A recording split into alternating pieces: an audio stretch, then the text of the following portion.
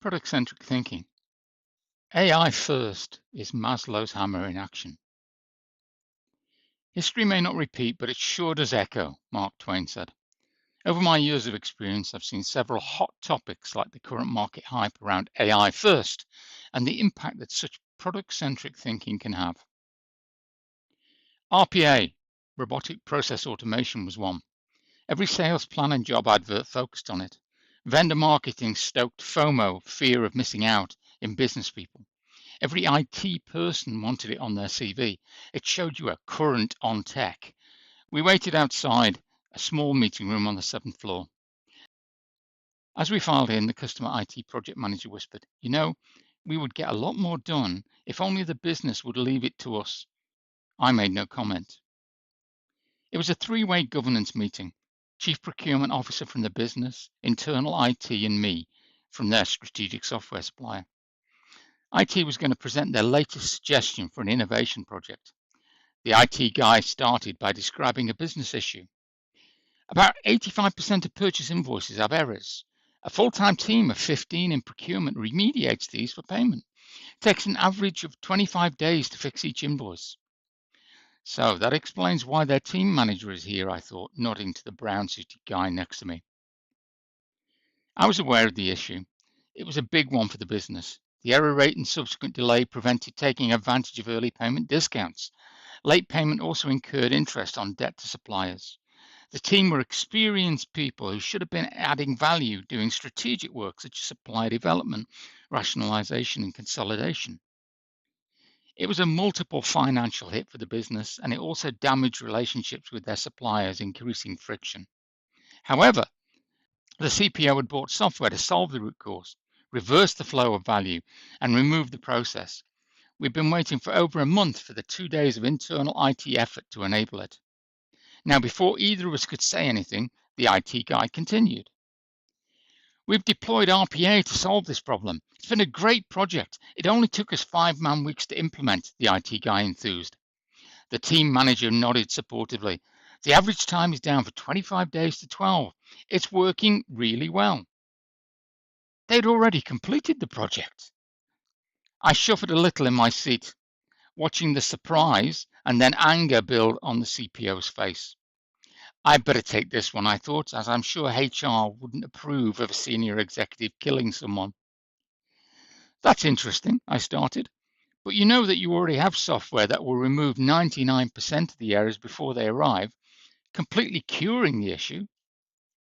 The IT guy smiled and answered, perhaps too honestly.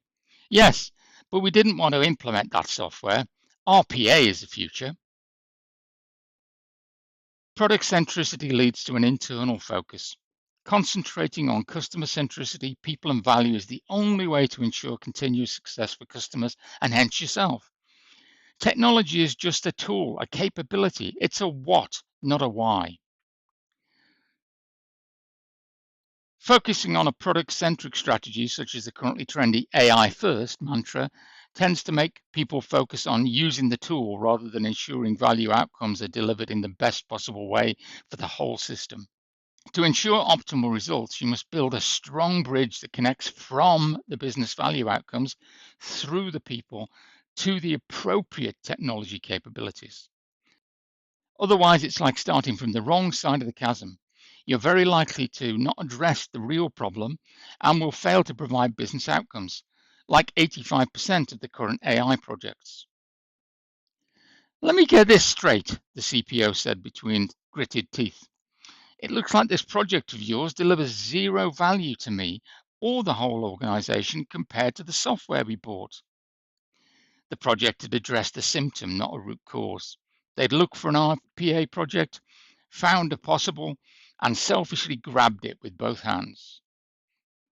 All it did was make a bad process faster, increasing productivity of a part without care for the whole organizational goal. But as I often say, value is a personal perception and people are the perceivers. The project manager and the IT folks on the project could claim their RPA first project bonus. They'd already updated LinkedIn to shout RPA, attracting many external job offers. It was a massive value for them. The business team manager and their team wanted the RPA solution. They had feared that they would be all fired if the root cause solution was adopted, and now they felt their jobs were secure. Business management and the CPO were so embarrassed at the failure of corporate governance and really wanted to limit the visibility of their failure. In true public sector style, this situation escalated into a political hot potato and face had to be saved. The episode was quietly buried. Our root cause solution was killed and swapped out. The business case was filed away. Nothing changed, and they continued to hemorrhage money and value. Looking back, what lessons resonate with me now? A product or tool-centric strategy like AI first, for example, tends to make the people have a selfish internal focus, which often drives potentially disastrous behaviors for customers. In other words, to paraphrase Abraham Maslow, if you're told to use a hammer, then you perceive every problem as a nail. I have spent 25 plus years honing practical and pragmatic approaches for developing and growing a success mindset in people. Contact me to discuss how. I'm here to help, and I'm always open to thoughts and opinions. Speak to you soon.